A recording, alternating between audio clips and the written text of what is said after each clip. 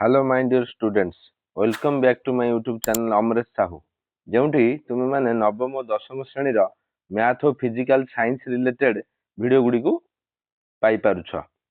Important free PDF ପାଇବାକୁ ମୋ Telegram ଚ୍ୟାନେଲକୁ ଜଏନ୍ କରିବାକୁ ଭୁଲିବନି, ଯାହାର ଲିଙ୍କ ଡେସ୍କ୍ରିପସନ ବକ୍ସରେ ଦିଆଯାଇଛି।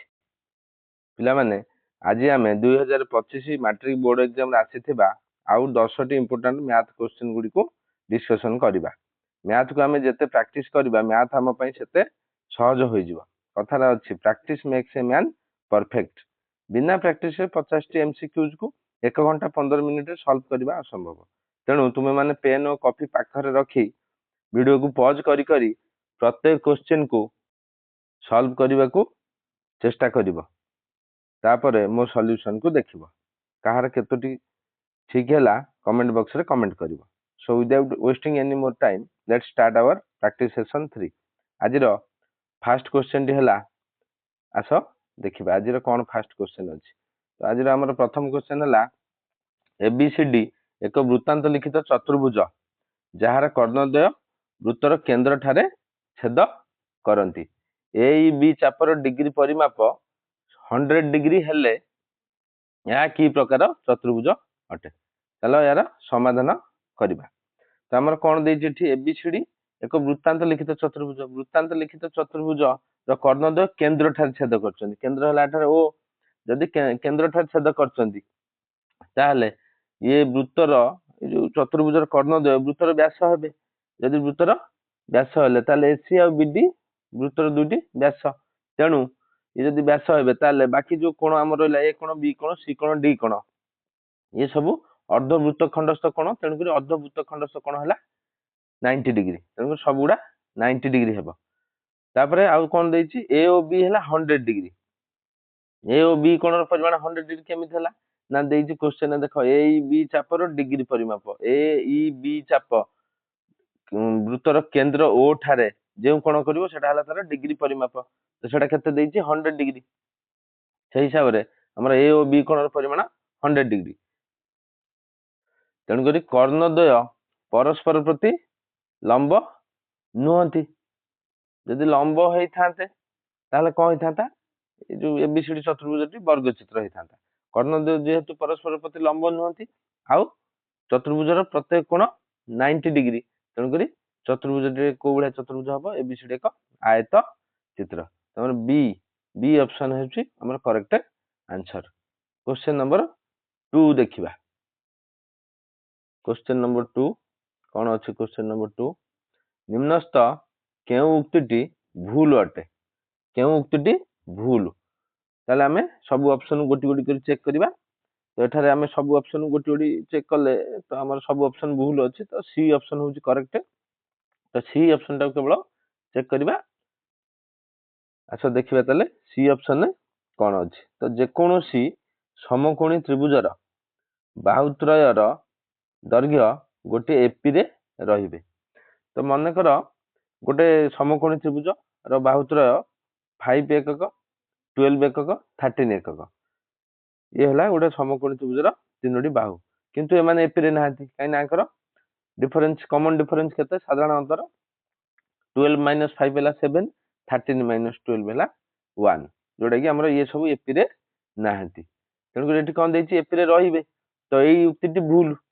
तेणुकर सी हूँ करेक्ट आंसर। बाकी ए ऑप्शन ने देछि कोन? Tn = n-1 जो Tn हूँ n-1 ता एक एपी। हमर गोटे शॉर्ट ट्रिक अछि कोन? मनकर जे कोनोसी एपी रो n तम पद जदि an + b एई फॉर्म रे थिबो ताले साधारण अंतर हबो एठारे a जो साधारण अंतर d को आमे केते वैल्यू हबो? ए जो n रो सहग हबो a। तेणु करी साधारण अंतर जोडी a सेटा गोटे एपी हबो। तेणु करी ये होची हमर एपी। ये ठीक अछि ए ऑप्शन।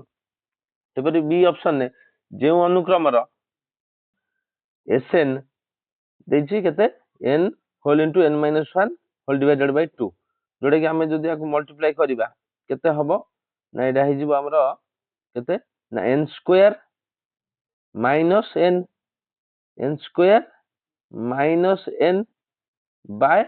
n/2 एटा को मध्ये आमे जदि देखिए आर गोटे सर्ट ट्रिक अच्छी कौन आर सर्ट ट्रिक अच्छी ना जदि गोटे अनुक्रमर SN A N square plus BN A N square plus BN এই ଫର୍ମରେ ଥାଏ ତାହେଲେ ମନେ ରଖ ପିଲାମାନେ ଏହାର ଡି କେତେ ହବ ସାଧାରଣ ଅନ୍ତର ଏ ହବନି ସେଠି ଏ ହଉଥିଲା ଏଠି କେତେ ହବ ଆଦେରେ 2 ମଲ୍ଟିପ୍ଲାଏ କରିବ 2a ତ ସାଧାରଣ ଅନ୍ତର ଯଦି 2a ହେଲା ତାହେଲେ ଇଏ ବି ଗୋଟେ ଏପିରେ ରହିବ ତ ଇଏ ବି ଠିକ ଅଛି ଇଏ ବି ଠିକ ଅଛି ଏ ଅପସନ ବି ଅପସନ ଦୁଇଟି ଠିକ ଅଛି କେବଳ ଆମର ସି ଅପସନ ଟା ଭୁଲ ଥିଲା ତ ଏଠି ଭୁଲ ଉକ୍ତିଟି ପଚାରିଛି ତ ସି ହଉଛି ଆମର କରେକ୍ଟ आंसर आ गोटे ऑप्शन अच्छी चेक करदे आ गोटे ऑप्शन कौन अच्छी ना अजुग्म संख्या माने एपी गठन करती अजुग्म संख्या माने तुम्हें माने सब जानी अजुग्म संख्या क्या कह जाए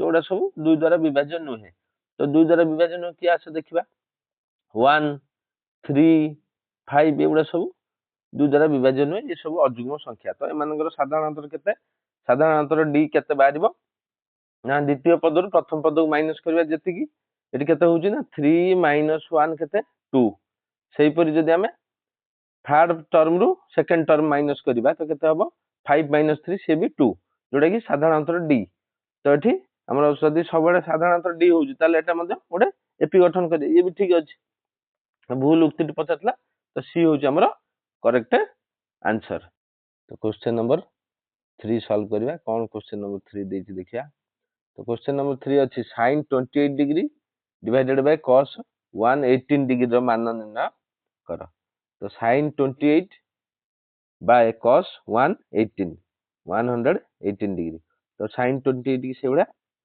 रखिबा तो cos 118 को हमें ताको ब्रेक करके लिख परिबा 90 डिग्री प्लस 28 डिग्री तो cos 90 डिग्री प्लस थीटा केते ना माइनस sin थीटा तो थीटा जगह एटी केते अछि 28 डिग्री तो से कौन हो तो माइनस sin 28 डिग्री तो sin 28 degree minus sin 28 degree cancel हो गले आमर कौन रहिबो 1 बाय माइनस 1 तो आमर आंसर केते हो 1 बाय माइनस 1 होजी माइनस 1 तो माइनस 1 सी ऑप्शन अछि सी होजी हमर करेक्ट आंसर क्वेश्चन नंबर 4 देखिबा क्वेश्चन नंबर 4 कौन अछि कौन से एक द्विघात समीकरण रो प्रभेदक एक ऋणात्मक संख्या हेले समीकरण मूल द्वार स्वरूप कौन हे प्रभेदक माने डिस्क्रिमिनेंट जोटा शॉर्ट रे हमें कौन कहउछंती डी डी डी रो वैल्यू केते ना ए स्क्वायर माइनस 4ac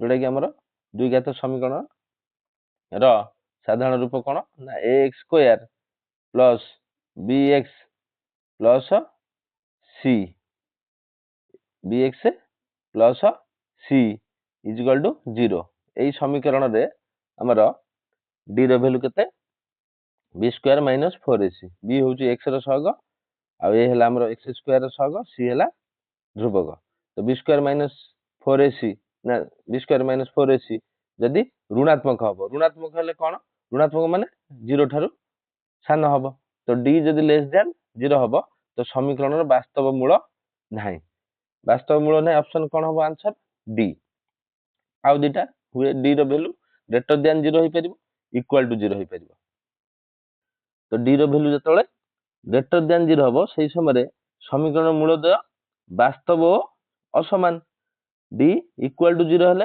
समीकरण मूलदय वास्तव समान डी लेस देन 0 हेले वास्तव मूल नाही तो हमर ऋणात्मक कहितला तो हमर प्रभेदक यदि ऋणात्मक हेले समीकरण मूलदय कोन हबो स्वरूप ना वास्तव मूल नाही तो डी होज हमर करेक्ट आंसर तो नेक्स्ट क्वेश्चन देखिबा क्वेश्चन नंबर 5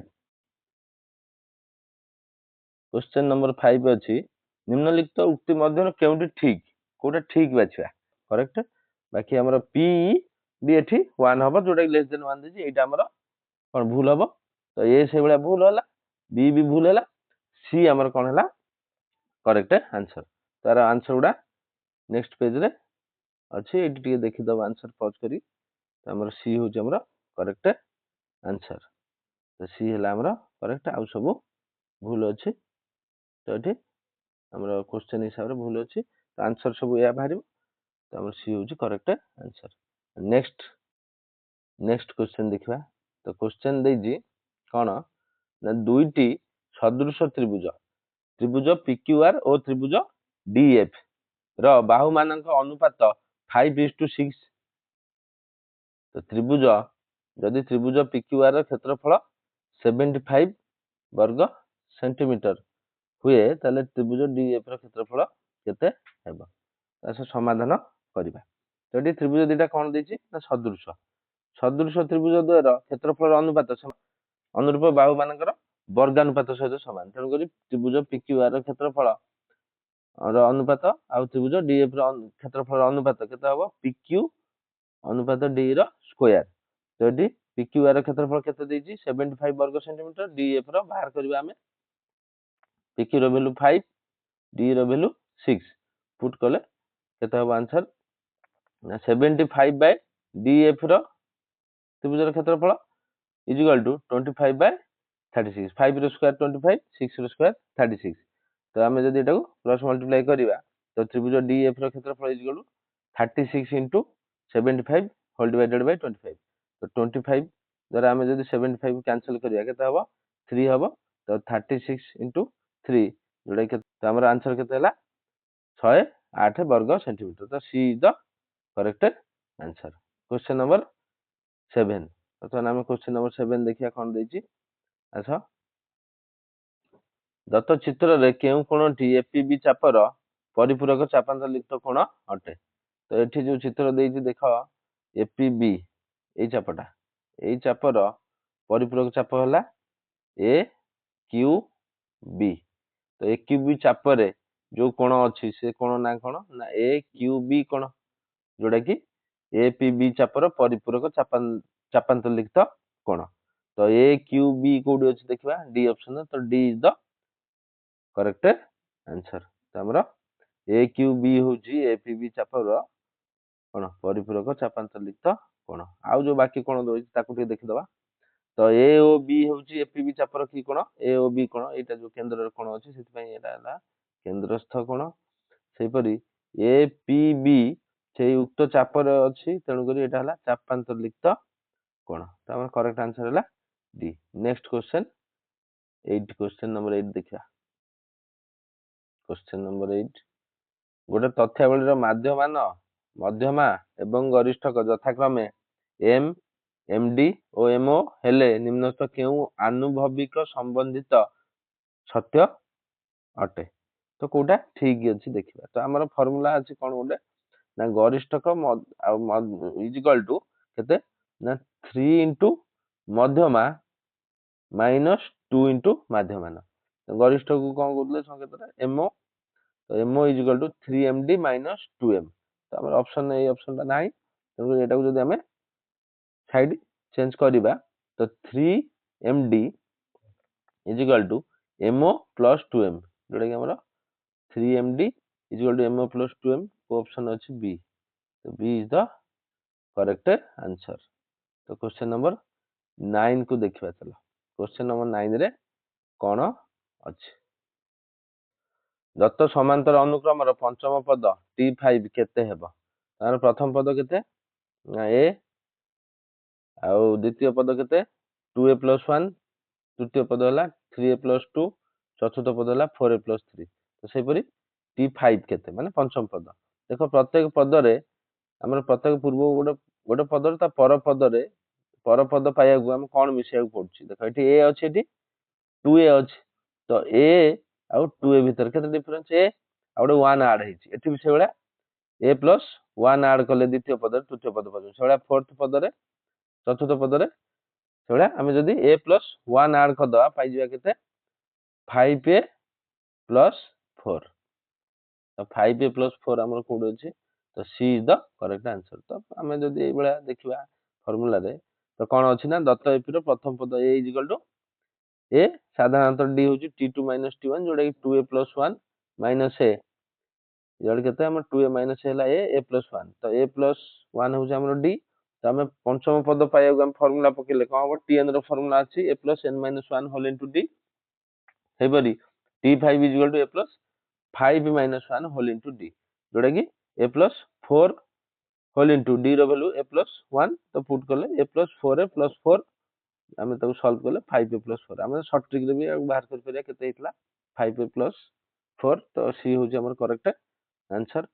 क्वेश्चन नंबर 10 को जिबा कोन क्वेश्चन नंबर 10 देछि देखिया y रो केउ मान पाई -2 -2 0y एवं 3 3 बिंदु त्र एक सरल रेखा रहबे तो गोटे तीनटा बिंदु एक सरल रेखा रे रहया पई कंडीशन कोन ना एटा हला तार condition x1 whole into y2 minus y3 plus x2 होची केते y3 minus y1 plus x3 हला x3 whole into y1 minus y2 equal to 0 ये हला तार कंडीशन तो एठारे x1 केते -2 y1 हला -2 जोडा कि हम फर्स्ट बिंदु पाइबा एटा सेहि परी x2 केते 0 y2 हला y जोडा कि सेकंड बिंदु केते देछि 0 आ y सेडु हम पाइले x2 y2 एवं x3 3 y3 हला 3 एडी हम थर्ड बिंदुटा देछि बिंदु त्र तो एटा हला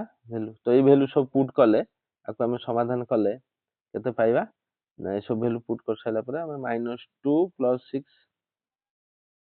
प्लस 0 - 6 - 3y = 0 जोडा समाधान कर दबो तमे बहुत सहज अछि तो -5y = 0 तो केते हबो y = 0 तो हमर y रो वैल्यू केते हबो एठी तो y रो वैल्यू हम पछतला तो 0 जोडा कि ए ऑप्शन ने अछि तो ए इज द करेक्ट आंसर आ गुडे शॉर्ट ट्रिक यार अछि कोन ना देखो प्रत्येक बिंदु रो जदि x स्थानांक y स्थानांक समान रहउची देखो फर्स्ट बिंदु रो कोन अछि x स्थानांक देखो अछि -2 y स्थानांक -2 ये समान अछि सेहि परी सेकंड बिंदु रो कोन अछि देखिया 0y थर्ड बिंदु चलो देखिया तो केते 3 3 तो एठी जदि प्रत्येक बिंदु रो x स्थानांक y स्थानांक समान रहे ताले से भी एक सरल रेखा रहइबे तेनु हमर प्रथम बिंदु रो -2 सेकंड बिंदु रो 0 0 हबो एवं थर्ड बिंदु रा देछि जेतु देछि 3 3 से भी हबो तेनु करी एठी y रो वैल्यू हम शॉर्ट ट्रिक यूज करी की y रो वैल्यू केते पाई परिया 0 तो ये भी हे परिबो तो ये होछ हमरा करेक्ट आंसर हमरा एथि मध्ये रे हमर 10 टी इंपोर्टेंट क्वेश्चन रो डिस्कशन सरिला एही परी परीक्षा रे आसिला भली आउरी इंपोर्टेंट क्वेश्चन गुडी को नेक्स्ट वीडियो रे पाइबो जदि वीडियो टी भलो लागि थाए लाइक शेयर करी मो चैनल को सब्सक्राइब करी नोटिफिकेशन बेल को ऑन करबा भूलिबनी thank you for watching the video till the end bye see you in the next video very soon